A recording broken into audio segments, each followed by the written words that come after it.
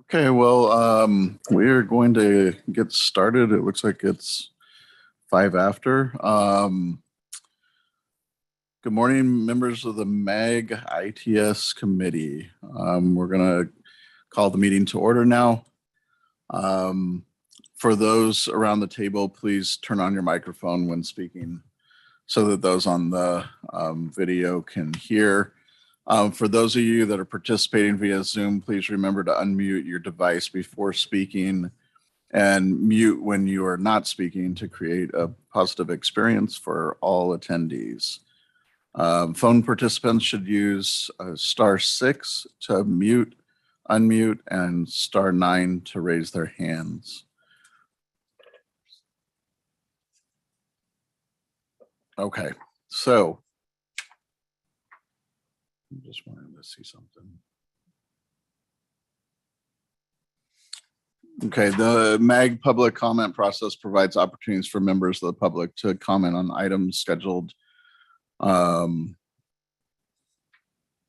today's agenda or items that fall under MAG's jurisdiction. 3 opportunities are provided for public comment, including call to the audience, the consent agenda, and action items to be heard. MAG also provides the opportunity for members of the public to submit written comments via the MAG website prior to the meeting, as long as the comments are received at least 1 hour prior to the posted start time. I'm seeing a couple in the audience. If you would like to comment at today's meeting, please fill out a white request to speak card located on the information table in the hallway. Please be sure to indicate the item for which you want to speak and give it to a designated MAG staff member. If you parked in the garage, remember to validate your ticket. Parking validators are available on the information table in the hallway. For those who purchased a transit ticket to come to the meeting, please see staff for a ticket. And please note that hearing assisted devices are available from MAG staff. We'll now begin the meeting with a roll call of all members. Susan Anderson. Yeah, this is Victor Yan sitting for Susan Anderson. Okay, thank you, Victor. You're welcome. Hugh Big Oak. Here. Tricia Boyer. This is Micah Henry with City Mesa. I'm proxy for Tricia today. Great, thanks, Micah. David Cates. Alyssa Dahl. Here. Sten Weber. Here. Albert Garcia. Morning. Hong Ho. Here.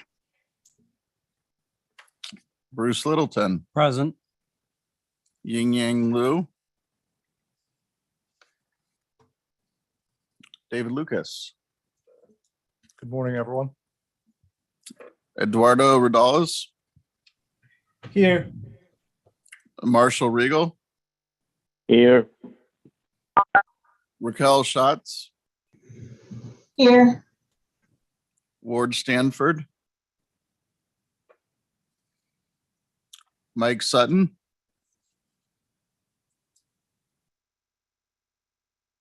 Christopher Wanamaker.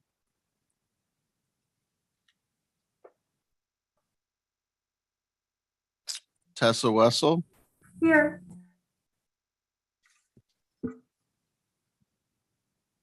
Tony Whitfield. Jeff King here for Tony Whitfield. Thank you, Jeff. John Willett. Here. And Marty Zeich. Here. Okay, are there any other members participating by teleconference I have not mentioned? Okay, well, with that, we definitely have a quorum. We'll move on to the next item. Call to the audience. Our next item is a call to the audience. This is opportunity for public to comment on items that fall under MAG's jurisdictions that are not on the agenda or that are on the agenda for discussion and not for action. 15 minutes will be provided for the call to audience agenda item unless the committee requests an exception to this limit. Members of the public who are attending in person may deliver their comments from the lectern at the front of the room. You have up to 3 minutes to complete your comments. A timer is provided to assist you. When the light on the timer changes from green to yellow, you have 1 minute remaining. If the light turns red, a buzzer will sound, meaning your allotted time has expired. Have we received any? Okay. And Steph, do we have any written comments? Thank you, Mr. Chair, members of the ITS committee. As of today, no comments were received. Okay, thank you. With that, we're going to move on to item number 3. Our next item is the approval of the minutes of the meeting held on May 4th of this year. Please take a few moments to review the minutes if you have not already. Mr. Chair, this is David Lucas with McDodd. I have one small correction on item 8. When April announced the recent hire of me to McDodd, my position actually should be Traffic Technology Branch Manager. Okay. Thank you, David.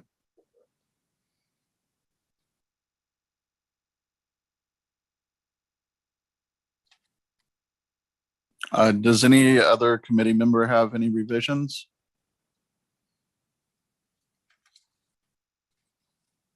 Okay, could I have a motion to recommend approval of the meeting minutes?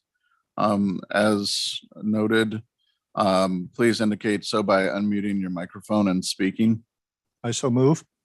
Second.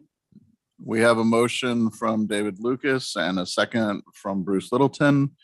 When I call your name, please indicate yay or nay. Victor Yang.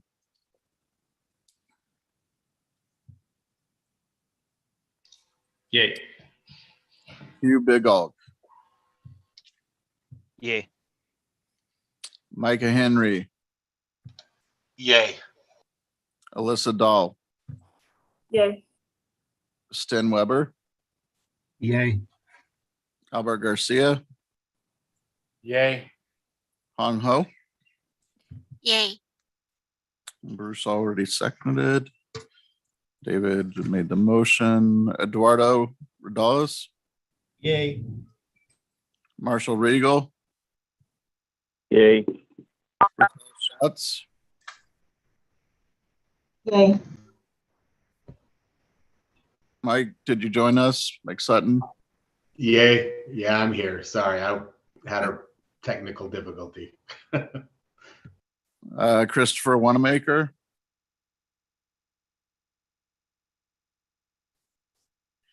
Tessa Wessel. Yay. John Willett. Yay. And Marty Zeik. Yay. Okay, with a motion and a second and members polled, with the one change noted, the motion passes. And we will now move on to item number 4. The MAG TSMNO Program Manager Jeff Jenk will now provide a report to the ITS committee. Jeff. Thank you, Mr. Chair. Good morning, committee members. The first item on my report is the federal updates. I would like to invite Mr. Jeff King, who is with our Arizona division of FHWA, to provide that report. Thank you, Mr. Chair, and thank you, Jeff.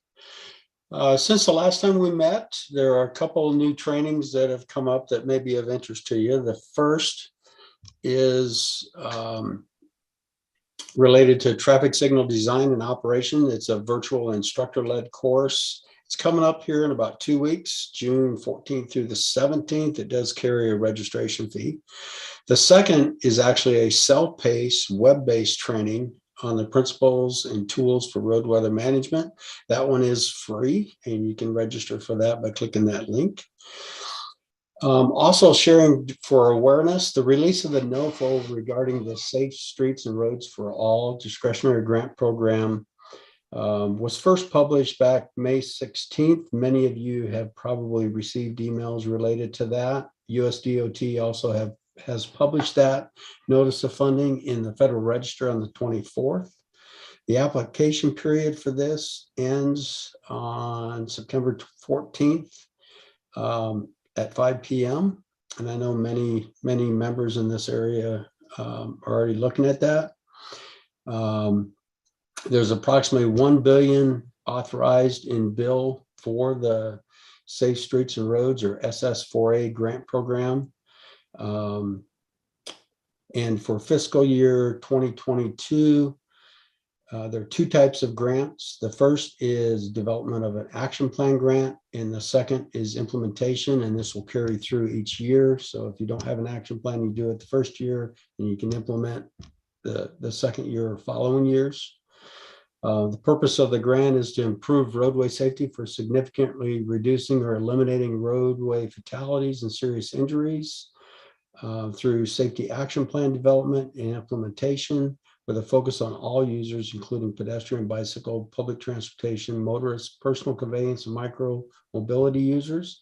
You can see the list of eligible entities on the screen. Pretty much it's government entities, with exception of the states, including tribal and multi-jurisdictional groups. And one last minute item I saw this morning that I did put on the slide. TRB did release the new version of the Highway Capacity Manual, the 7th edition. There's a couple things in that may be of interest to you, specific to pedestrians as well as connected and automated vehicles. And that's all I have. Thank you. Thank you, Jeff. Next slide, please. Next is an update on this ongoing FY 2022 Tsa projects. I'm happy to report that all projects are in the final stage. One project is already completed. That is just for the collection of the turning movement count. The project at the bottom of the list is the performance evaluation. This one will have to go beyond the June 30th deadline, waiting for all other projects to be completed. But it's currently in the collection of the after data phase. Next slide, please. Next is an update on this regional ITS inventory study. This is a strategically significant project for MAG, TISMO program. The accomplishments so far, we've already talked to our peer agency in the nations, conducted survey and interviews. We had workshops with the MAG staff, with the member agencies, and as of last month, there was a tech memo #1 summarizing the peer agency and member agencies workshop and interviews for member agencies' comments. What's coming up is we continue the member agency follow-up that we have selected a few of them for in-person interview for the data collection part of the support. Also expected is the tech memo #2. This one will address the inventory data collections. Again, this project is expected to be completed in August 2022. Next slide, please. Next update is the Trendsync Training. As you remember last month that we reported that the training will be provided by end of the fiscal year, which is by June 30th, but that has been changed. I would like to invite Omar to provide an update. Thank you. Good morning, Mr. Chair, members of the ITS committee. On May 12th, we sent out the invite to the ITS committee members for the Trendsync training that was planned to occur on June 14th. We received follow-up requests to reschedule this training to a later date to kind of accommodate the busyness around the end of the fiscal year. We've rescheduled the training to August 9th, 2022. This training will take place in person still at MAG in the Saguaro room. I'd also like to mention that this training has limited seats as it's available to both member agencies and TSOP on-call consultants.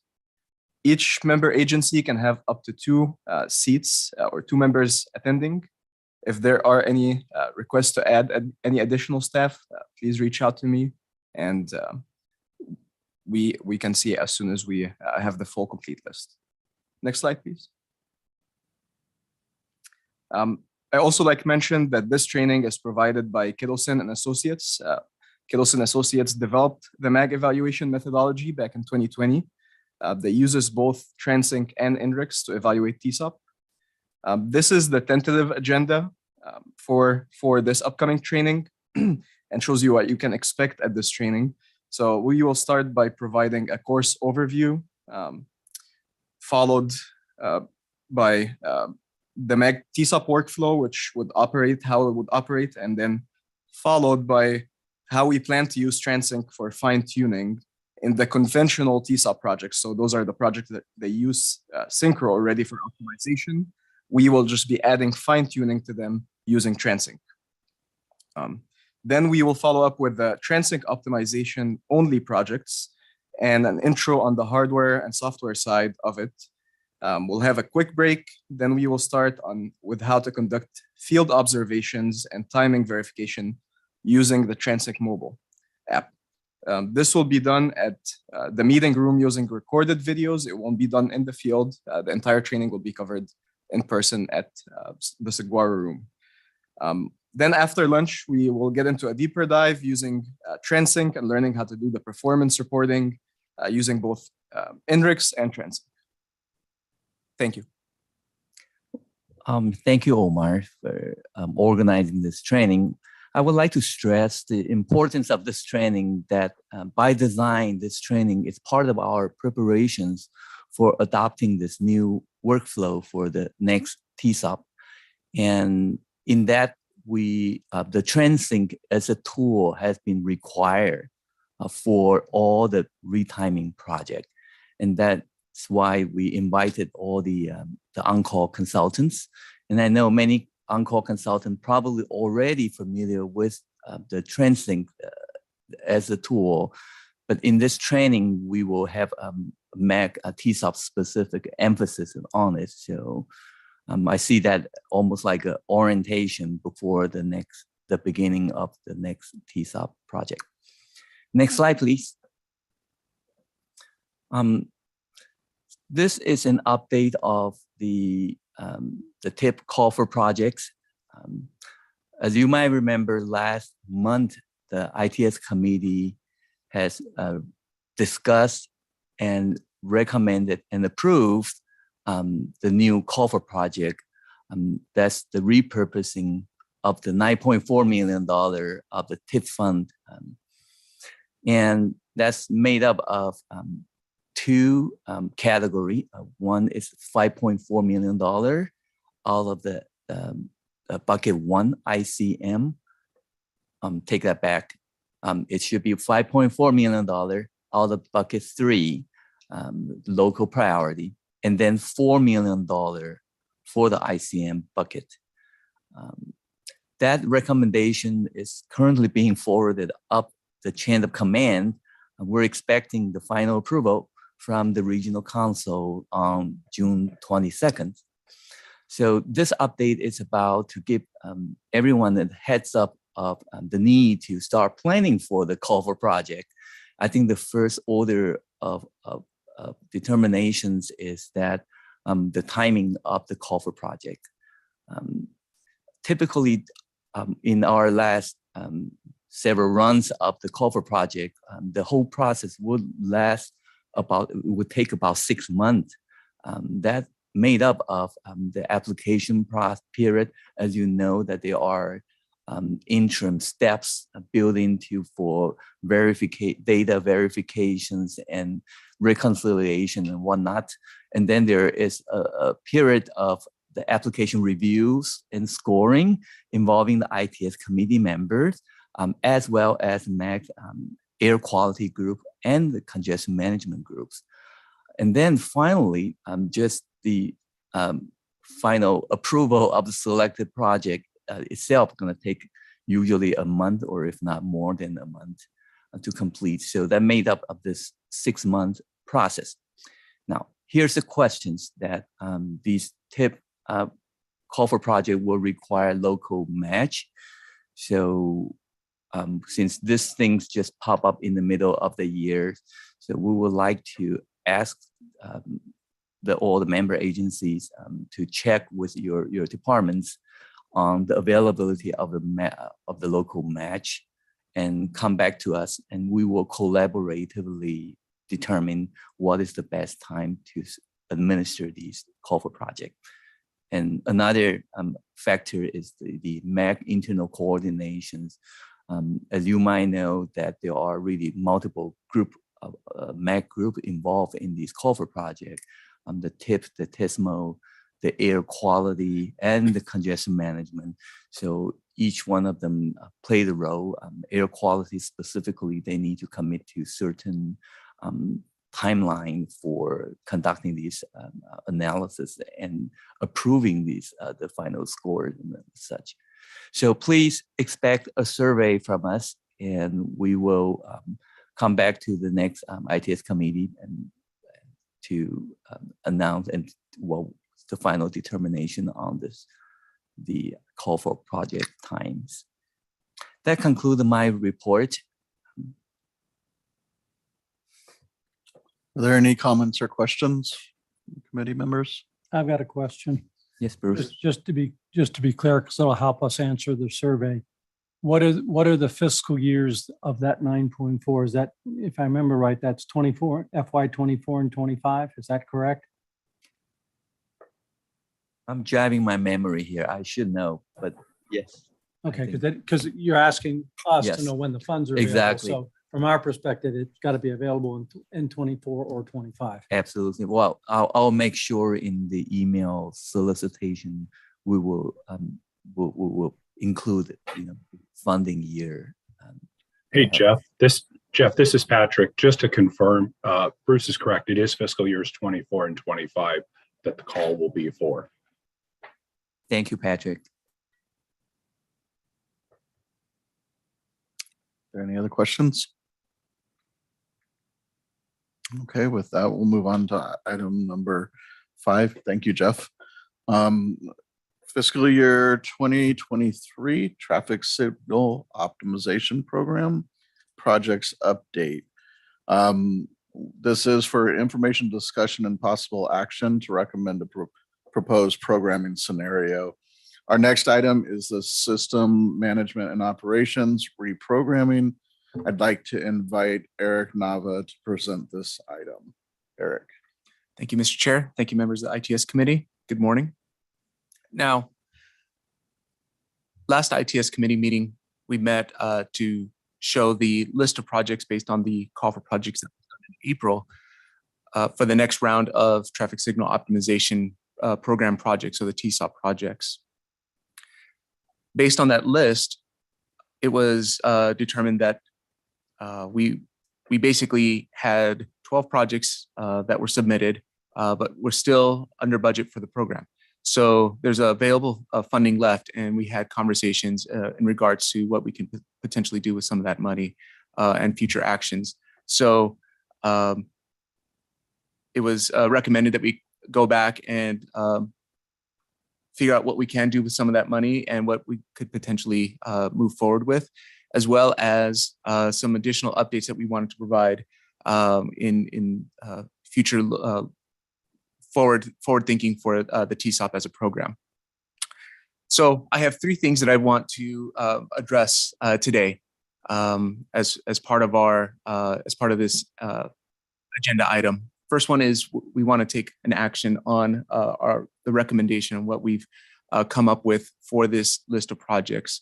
Good news is that we can still fit all the projects. We're going to be able to do some data collection, some additional stuff, but we will have room for an additional call for spring call for projects that we can potentially fill in an additional 2 to 4 projects So we'll talk a little bit about that, as well as an annual working group and what that future can look like. So for the first one, again, this is a repeat of what we saw at the May committee meeting.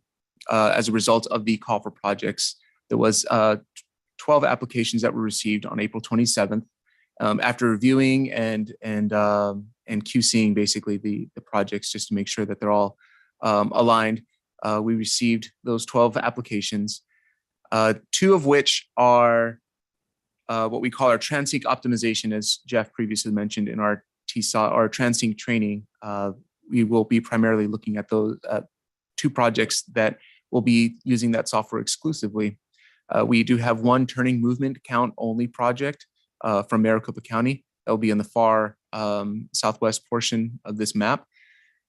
Of the 500,000 that we have available for this program on a yearly basis, originally we had 137,000 plus available after this call. Now, the quantity of those projects is we typically receive between 10 to 12 applications, but some of the sizes of these projects were relatively smaller. So just to give that as a point, I think that's something that we can continue to move forward with in terms of the program. But what can we do to better serve the region with this program? And so that'll be for future conversation and future slides as well. Here's a tabular form of all those projects, all 12. As previously mentioned, there are 9 traditional, I guess we can call them signal retiming projects, 2 Trendsync optimization projects, and 1 turning movement count project. Also previously mentioned, what Jeff mentioned is that Trendsync will be used in all of these projects to different capacities. Trendsync optimization will be using it for the actual diagnostics and analysis of the corridor to determine what are some of the fine tunings that can be done with either the offsets or some of those adjustments that can be done on the corridor of an already existing coordinated corridor. But Trendsync will also be used on the signal retiming projects themselves for what we can consider the after analysis, making sure on the implementation, the fine tuning as a means of diagnosing if there's anything that is working not ideally or to what has been programmed at the traffic controllers. So Trendsync will be used in all of these projects. So as an update to the May committee meeting, there's 2 primary actions that were proposed from the committee that we summed up in these 2 points. One is to increase the data collection. One thing that has always been limiting to the TSOP as a program is we designate 2 hours per time of day plan that is being proposed in the application. And at one point, it's essentially because of budgetary reasons and being able to try to fit as many projects as we possibly could. Now, that completely relies on the agency to give us what that window is, those 2 hours to collect the turning movement counts. But we have an opportunity, at least right now, to look at what that window, if we were to increase that window, or even if we were to just do a collection of the volume profile, basically a daily volume profile using tube counts to kind of determine where those time of day plans may be most appropriate. And that's the whole intention of doing that data collection. There was conversations of doing 4-hour peak periods, and that was initially proposed, or a 3-hour peak period for that data collection. And I'll demonstrate or to show what we've come up with. The second thing is that we had already previously heard that there were some additional agencies that would be interested in still proposing an additional project. Would there be an additional call for projects exclusively for spring 2023? So we wanted to make sure that there was enough funding that could potentially entertain that idea. So the budget is, so these are the 2 primary things that we wanted to address: is the increase in data collection. How can we do that and make sure that this can be is appropriate for the program, as well as the scalability of the program, be it that if we had a larger number of projects or a larger number or a larger size of each of those projects. We wanted to make sure that we didn't want to set some unattainable precedent of what we would like to do in the future moving forward. But overall, the importance is that time of day volume profile that we'd like to try and capture, given that we have additional budget for this particular program year. So this is our 1-2 in terms of addressing those two primary concerns from the last committee or recommendations, I should say. So we would like to go ahead and include one additional tube count to each of the projects for the retiming and the TNC only projects. So that'd be 10 out of the 12 projects listed to include one tube count location. So that'll give us the time of day volume profile for each direction of the primary corridor. That will increase the cost of each of these projects. Now, as a caveat to this as well, and this is what we've also included in the cost increase as well to the program, is there are some projects that also are requesting weekend timing plans. So we are, that is an additional tube count, as we've confirmed with some of the data collection agents, consultants, in terms of the cost increase and what that would look like. So that has already been accounted for in this particular accounting with the funding, as well as one of the corridors primarily is looking at two near parallel corridors. And because of some of the newer facilities that are going in, the project I'm speaking of is primarily the Town of Gilbert project. We are also including an additional tube count for that because it's essentially two kind of near but parallel corridors. And as well as a bit of a pilot, this was part of that recommendation from the last committee meeting is, well, what if we did a 4-hour turning movement count just to see if we're within that ballpark range or within that window of an assumed 2-hour period. Now that would increase the cost significantly to all the projects to be able to do a 4-hour turning movement count for every intersection for every time of day plan. So what we are looking to do instead is to do a 4-hour turning movement count at one intersection for each project.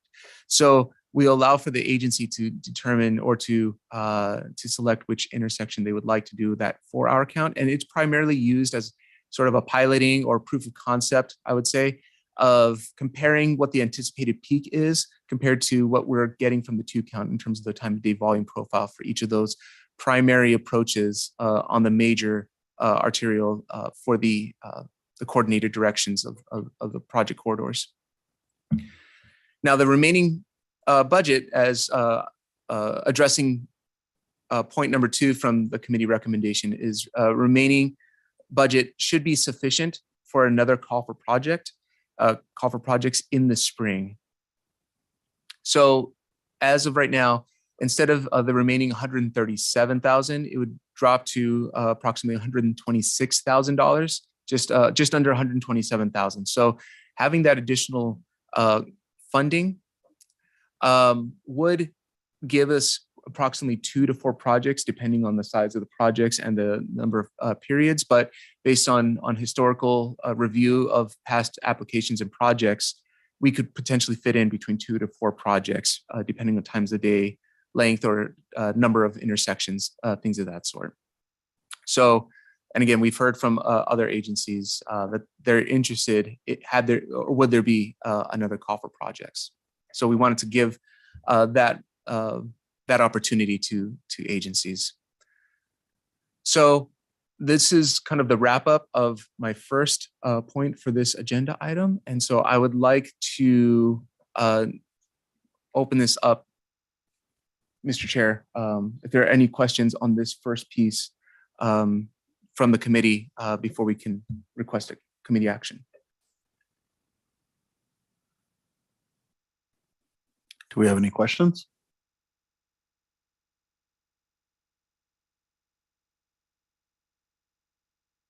So this is Jeff Jenk. So Eric, what you proposing here is the same list that the committee reviewed last time with the expanded data collection. And that data collection is meant to be to add in some additional sampling capacity. The tube count will be on the predominant movement on the corridor, one location. That will give you a good 24-hour profile.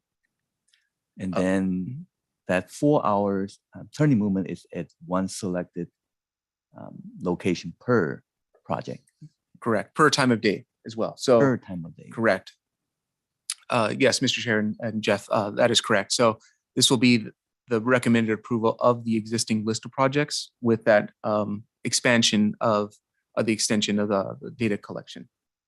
And to add to that as well is given that in past years budgets were relatively tight, but we definitely want to, as part of our new workflow, as Jeff has previously mentioned, is to always use those turning movement count or the tube count as well, get that volume profile for all projects. So that is standard, and we wanted to set this as that precedent, and as well as having, now we know those primary costs and locations, things like that. So that will be the standard moving forward. Thank you. Should we go ahead and take a vote on this right now? Okay. So could I have a motion to recommend approval of the FY 2023 TSOP list of projects? Move to approve. I have a motion from Bruce. Second it. Was that you, Mike? It was.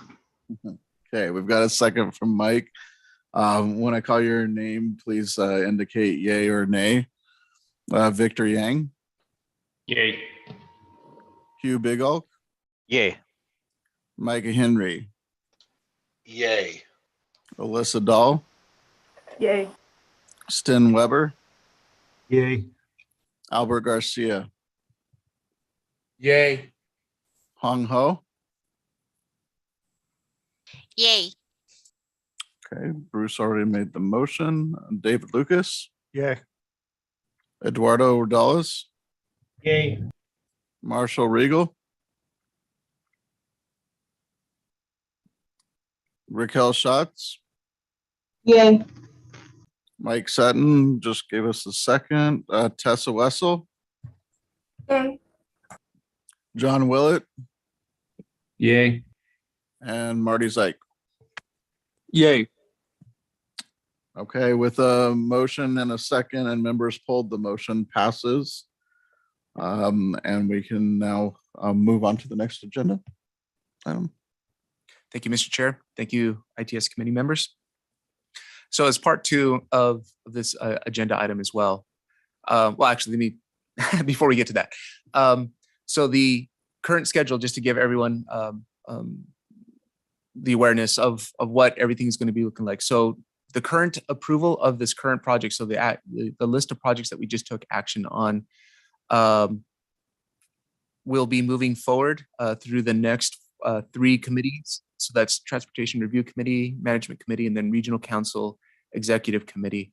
The date, I believe, for the Executive Committee is September 19th of 2022. So after that, we can begin finalizing all the task orders with on-call consultants and begin the work on these projects.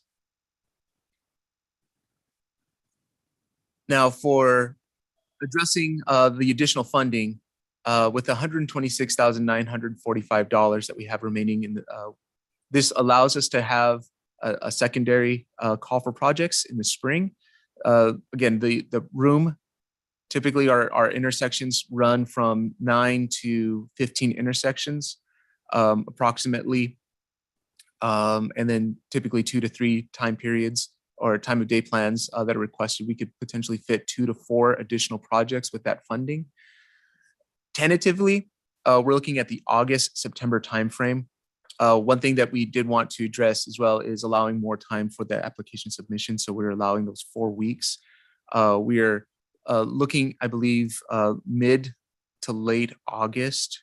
Now, through the approval process, if we get a call for project in August, Most likely the review and approval of that list of additional projects will happen in October timeframe, and the October, November, potentially December, but I'm going to more definitively say January would be the more ideal or the more realistic timeline. So that's why we say early of 2023. Can we get that list of projects approved? Because of holidays, things like that, there may be some meetings that may be canceled potentially for those approval process.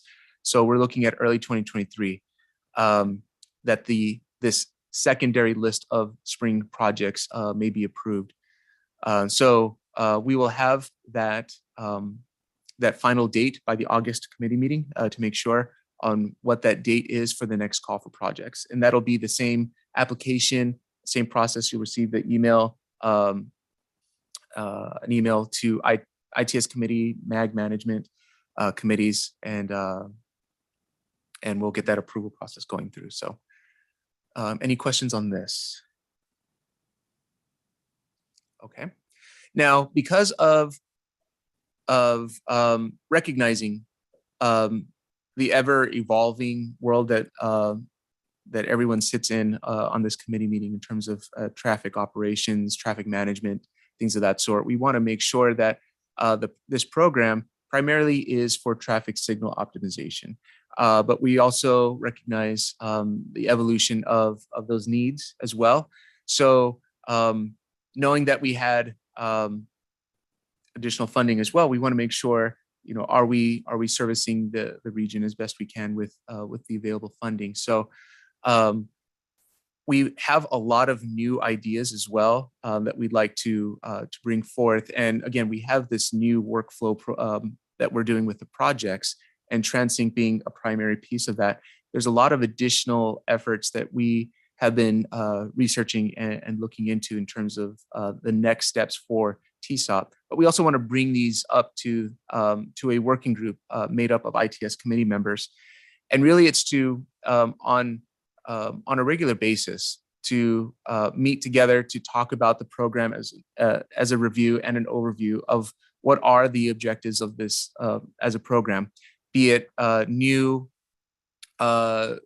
activities, new things, and we've tried some of these things, but can this be on a regular basis to make sure that the program continues to best serve the region, as well as looking and examining what the results are of past projects and the program years. So we have a lot of data that we've collected with the performance evaluations, but we'd also like to better demonstrate those results.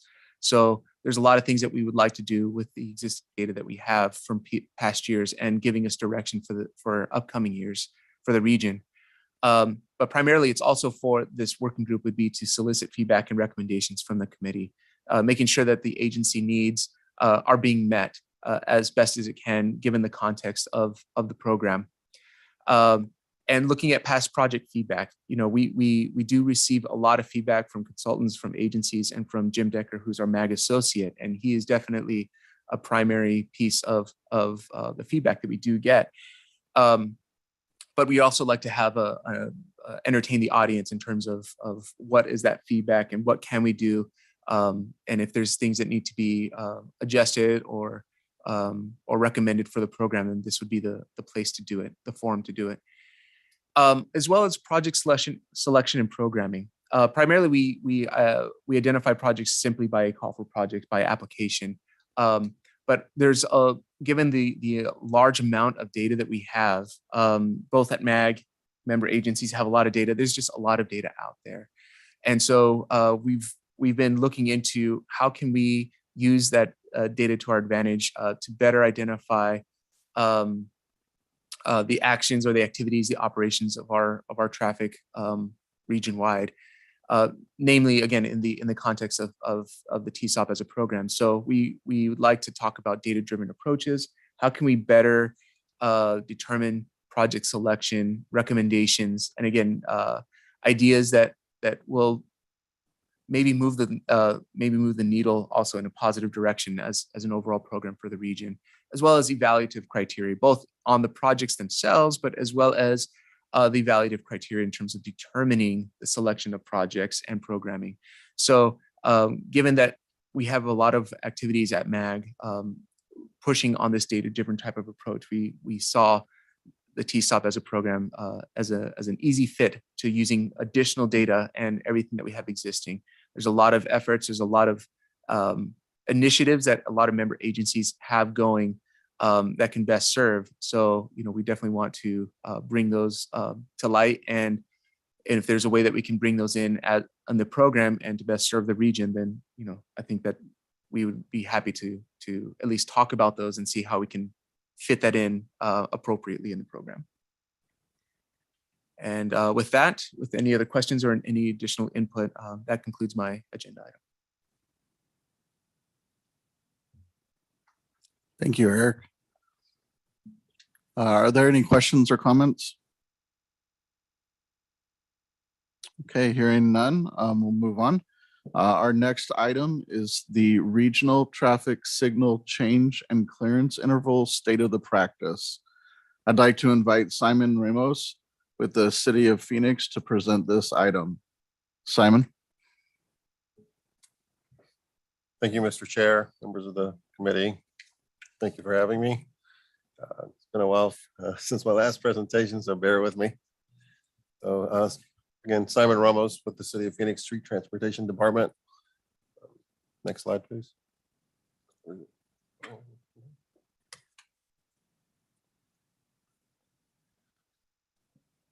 So it's no real big secret, but the kind of the catalyst of many of these philosophical signal timing discussions started back in early 2020 when the ITE guidelines for determining traffic signal and change clearance intervals was published.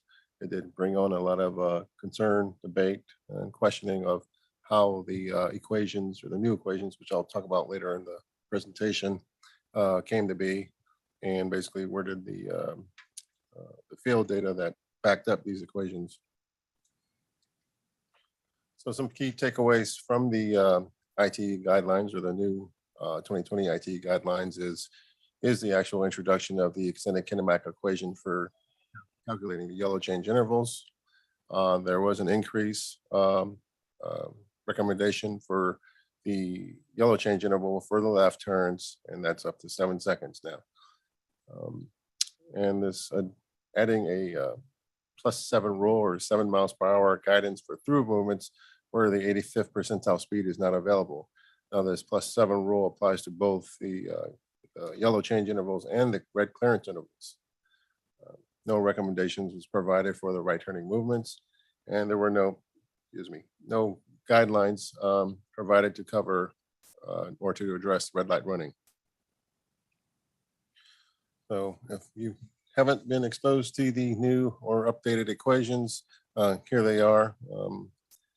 The big difference from the prior ITE kinematic equation is this new middle term. And then with the 2020 guidelines, there is now clarification and further guidance on I believe removing the requirement of this conflicting vehicular movement startup delay for the red clearance interval. So breaking it down a little further on this middle term, but with the yellow change interval, and this particularly is for the left turning movements, is it does account for the driver perception reaction time. And now for the slowing that the vehicle does as it turns into the turn lane and approaches the intersection. And of course, the last term, which is the traditional kinematic equation, or well, we can interpret that as the braking distance or braking time. So even further, there's a couple of nuances when using this equation. One versus a left turn calculation, yellow change interval versus a through movement. And you really have to kind of read the guidelines on how to enter in your parameters. So when you're applying for the left turns, you have to use the actual speed limit, but for through movements, you have to use the speed limit +7. That's if your 85th percentile speed is not available. Oh, and I just want to make another point. This equation does in fact work for through movements. So if you were to enter in your through movement speed, which would be your the V85, or it would be your speed limit +7 miles per hour, that also equals your entry speed, which would be the speed limit plus 7 miles per hour. So that middle term will completely cancel out, and then you're left with the original kinematic equation. So kind of just giving everybody a visual of the differences of applying the left turn change interval with the new guidelines. You can see with the delta, ultimately your left turn yellow change intervals would increase. Now I can speak from Phoenix's perspective because we actually use 25 miles per hour for left turn calculation. So it's basically defaulted at 3 miles per hour. When you do the calculation, it comes out to 2.9, but per the MUTCD, you got to round it up to the minimum 3. So that makes even the delta from 25 miles per hour even larger. So in response to the IT 2020 guidelines, a pooled fund study was developed and led by FHWA earlier this year, or sorry, last year, the year before, and is expected to complete late 2025 or early 2026. And this is to help everyone basically identify and pursue the research related to the interactions between the driver behavior and the actual change clearance intervals. And then this is also to provide clarification on any assumptions used, and also to provide kind of a consistent methodology for the recommended practices. Another study that's going on, this first originated back in 2018 in response to ADOT's 2015 TGP traffic engineering guidelines and practices, policies, sorry, procedures, that's what it stands for. And the original equations used by ADOT were basically ultimately increased their yellow change interval and red clearance intervals. So in the meanwhile, this study was tasked to Kittles and Associates, and the scope of work was adjusted to then include the 2020 guideline evaluations. And then the outcomes of this research project is to provide ADOT optimal timing or signal timing design parameters to better time their diamond interchanges and SPUI interchanges. I can share you this. We here at City of Phoenix partner with University of Arizona to investigate and evaluate the +7 rule and apply it to the yellow change and red clearance intervals. So if you haven't kind of thoroughly read through the 2020 guidelines, and one concern is, yes, using the +7 rule ultimately increases your yellow change interval, but applying it to your red clearance interval, that brings the red clearance interval down. I know there's a lot of concern and debate on between traffic engineers or traffic signal timing engineers on reducing the red clearance interval. And the university will help us identify contributing factors, particularly driver behavior and the independent variables with the kinematic equation, sorry. And then they're going to help City of Phoenix identify the appropriate amount of yellow time and clearance interval time. Going a little further into our study, we've proposed 12 locations. And the way we've selected these locations, we provided University of Arizona with MAG's 100 dangerous intersections, the 12 original red light running camera locations, and City of Phoenix crash data, particularly emphasizing in red light running occurrences. The ones in red have been solidified. The rest of the 7 locations are still being investigated for feasibility and conduit capacity for the new equipment. So when I say the new equipment, MyoVision product, the single fisheye lens camera, was selected by the University of Arizona. I can mention that we were deciding between MyoVision and the iTerra's Vantage system to provide us the performance measures to actually assimilate the data. This chart up here is one chart that MyoVision provides. And you can see it's kind of an expanded version of the Purdue coordination diagram, focusing on what's going on, particularly during the yellow change interval and the red clearance interval. And it's just basically, instead of having the detection laid out where your advanced detection is the actual detection capturing these actuations are at the entrance of the intersection. So little kind of example, and the coolness feature that the product provides is you can actually identify and observe into these actuations. And if you can imagine, hovering over one of these actuations in the red clearance violation zone, it'll provide you with a timestamp, and then with that timestamp, you can go into the MyoVision cloud and extract the video. I believe it's in 15-minute increments, and you can validate your occurrences that way. So kind of, and I purposely did that kind of, I probably should have started with the state of their practice with Aztec's efforts, but this is going to segue into say the next topic of the presentation. But Aztec, through the leadership of McDot, tasked Kimberly Horn to do a state of the practice survey, if you may, of the yellow change intervals, red clearance intervals, both through and left turn movements, and the pedestrian clearance intervals of the entire valley. And I believe they got 13 responses, and I purposely put these in alphabetical order because the focus of the survey itself is not who's doing what, but kind of show the variability between the two, between the 13 agencies that were collected. And emphasis out of the white paper was this white paper was meant to promote collaboration between the agencies and kind of promote uniformity of signal timing practices in the region. So this is clips or screenshots out of the report itself.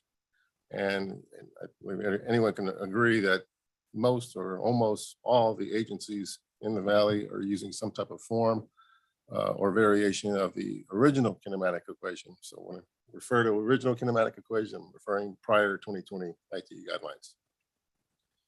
So breaking down the results from the white paper are kind of a better picture of what's really going on. So emphasis of the kinematic equation, we're all on the same page with that.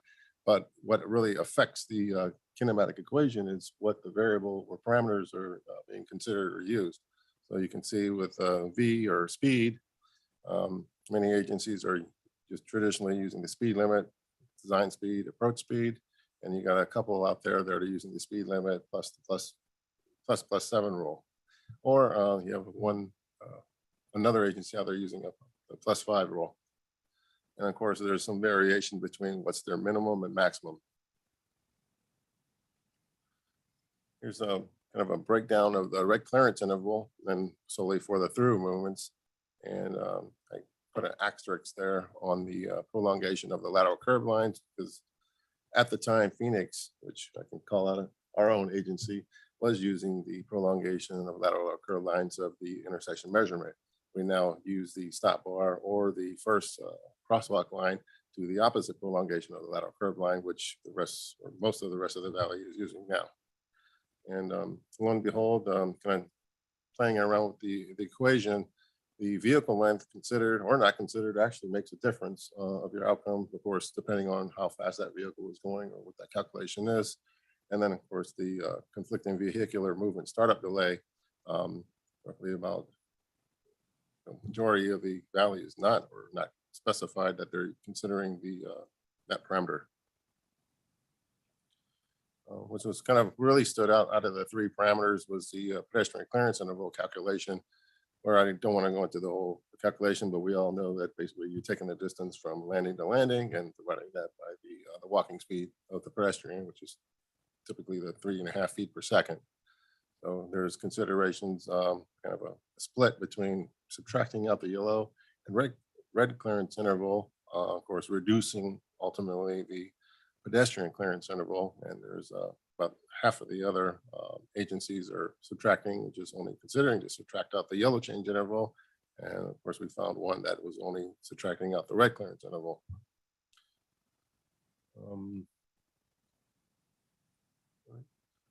You can see dominantly that the region is kind of defaulted to the MUTC recommended 7 seconds for the walk time.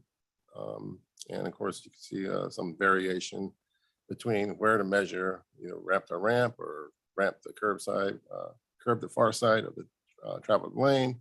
And then there's a few that I couldn't really determine, so I just deemed them not specified. So this was all basically taken out of the report. So one element of Aztec is I do enjoy the collaboration, and one of the initiatives is to promote consistency and uniformity practices when applicable. So there was internal discussions at the Aztec's operations committee meeting. One question was brought up, and of course, I'm sure every or most agencies have been either asked by the media or by the public, why is there not more consistency, or why are you timing your signals different from one another? So it is proposed that a subcommittee or a subgroup out of the operations committee to help develop guidelines and offer these guidelines to the region. And I want to strongly emphasize guidance or guidelines. I don't want to use the word policy or when I push that word or focus to any agency, but this is something to offer agencies, not only to kind of course, for the collaborative effort, but agencies that don't have the subject matter expert in the agency to develop their own signal timing practices or guidelines. So with that, with the 3 primary change or clearance intervals, of course, I can introduce, there's other timing parameters that could easily be kind of shared across and agreed upon. I know there's a lot of philosophical differences between agencies, particularly with the leading pedestrian interval, which I believe the NCHRP report came out just recently to provide further guidelines and calculations. And of course, what do we all do in the middle of the night with their flashing yellow arrows? Do we omit them at night? That way we can bring our cycle lengths low. But of course, I can go on and on about philosophical nuances. So with that, I'll leave it open to the table for any questions or concerns or comments. Thank you, Simon. Does anybody have any questions or comments? Mr. Chair, this is Jeff Jenk. I would like to thank Simon for bringing this important presentation to the MEG ITS committee. And I know he started with the yellow clearance calculations that provide a very good background of the context as well as the new ITE guideline and how the regional agency are trying to figure out the way to respond to this new guideline. And I felt that this presentation is informative of advising on this discrepancies in the practice of calculating the yellow clearance in the region. And yellow clearance, to a layperson, this concern is traffic safety, the red light running and all that. So that's really comprehensible to even decision maker. And one would argue that such important parameter as a region, I mean, at very minimum, we should be all advised on how each agency works, and we kind of learn. And I know there could be local preferences and concern and maybe special scenario for consideration. But whatever decision the agency made, that it will be an informed one, and knowing what everyone else is doing, and and then collaboratively learn from all these efforts, and such as City of Phoenix, independent verification using this device that actually capture the red light running behavior, and so you could actually categorize those and understand to what magnitude beyond the yellow clearance time a vehicle entered the intersection. The Aztec initiatives under April of just to look at how yellow clearance are calculated among the agencies. I felt that this is something that totally of MAC TISMO program's interest. As you know, that the TISMO program currently has the SMNO plan, the phase one. In the phase one, I mean, there were certain emphasis on the operations. We're in near future, we're gonna have to start planning for the phase two. Things like this should really be bring to the attentions, and we should, as a region, collaboratively looking at this. And from MAC standpoint, we will see what regional resources that we could put into in advancing the this practice. And Thank you, Jeff. Go ahead and just make an additional comment. And from Simon's perspective, a lot this started with the difference in ITE between what should or shouldn't be. That's where it started. But to show why and why he made the comment about red light running separately is there have been presentations to our council that just arbitrarily, not based on any engineering study, add more time to the yellow, add more time to the red because it's going to save lives. And as you saw in some of the data, and that's why we want to get into what the data is. If everybody's running the right in the first 1/10 of a second, then let's increase the all red by 1/10 of a second. When they're going in many seconds into the red, and we can show that, then adding a 1/2 a second or an amount of time just arbitrarily doesn't necessarily do anything for the safety. Thank you, Bruce.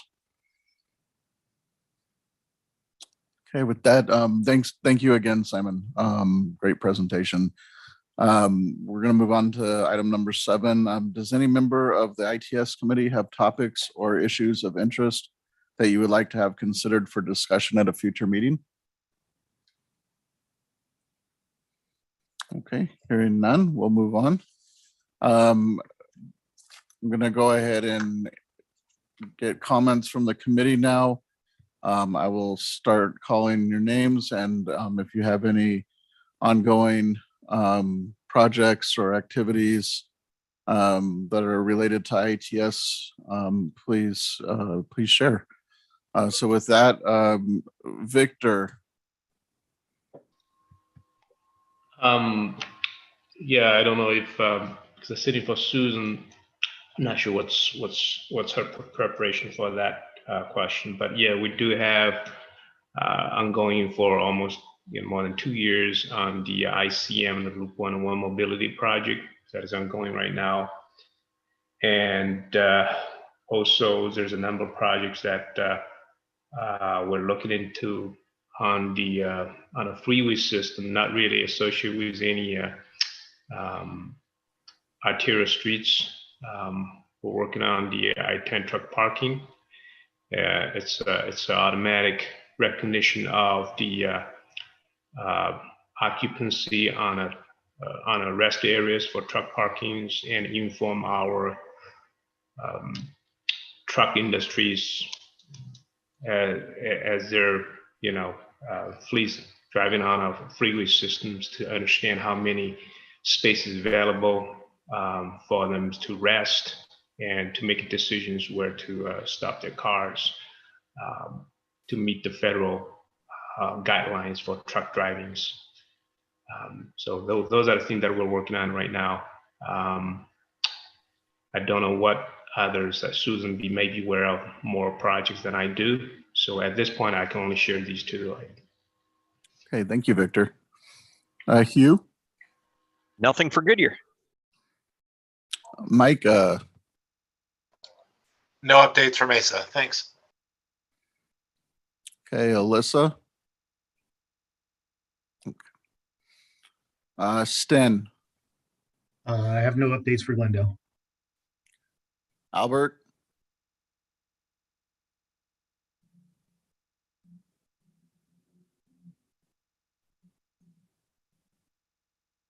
Okay, we'll move on. Hong? No update. Thank you. Bruce? No update for Phoenix. David? Yes, a couple updates for McDOT. We recently received 641 connected vehicle onboard units from US DOT that were previously from the New York DOT pilot. And those will be used to support various connected vehicle projects throughout the region. And we just began installing those in a couple McDOT vehicles today. So more to come on that. We also have 2 positions which are available. One was previously announced. It's the Arterial Operations Program Manager. And we also now have a Senior ITS Specialist position, which is available as well. Unfortunately, LaShawn Charlton is going to be leaving the county to move on to a new promotional opportunity elsewhere. So we definitely wish him well for his almost 7 years serving the county and the region. I also, if I may, I have a couple small announcements for ITS Arizona in my role as president. We have a technical workshop that was just announced. That is going to be June 13th. It's going to be covering the topic of work zone data exchange and a statewide effort that was done in North Carolina. And April Wire will also be reporting on the efforts in this area for McDOT. And also the registration has opened for this year's ITS Arizona Annual Conference, which will be at the same location as usual, the Mesa Convention Center, except the dates this year will be October 19th to 20th. That's all I have. Thank you. Thank you, David. No updates from Peoria at this time. Eduardo. No updates from Maricopa. Thank you. Marshall. No update. Raquel. No updates. Mike. Nothing at this moment. And Tessa. No updates from Raj. John. No updates from Buckeye. And Marty. No updates from Valley Metro. Okay, thank you all. With that, our next meeting is scheduled for Wednesday, July 6th at 10 a.m. With no further business, this meeting of the MAG ITS Committee is adjourned. Thank you all.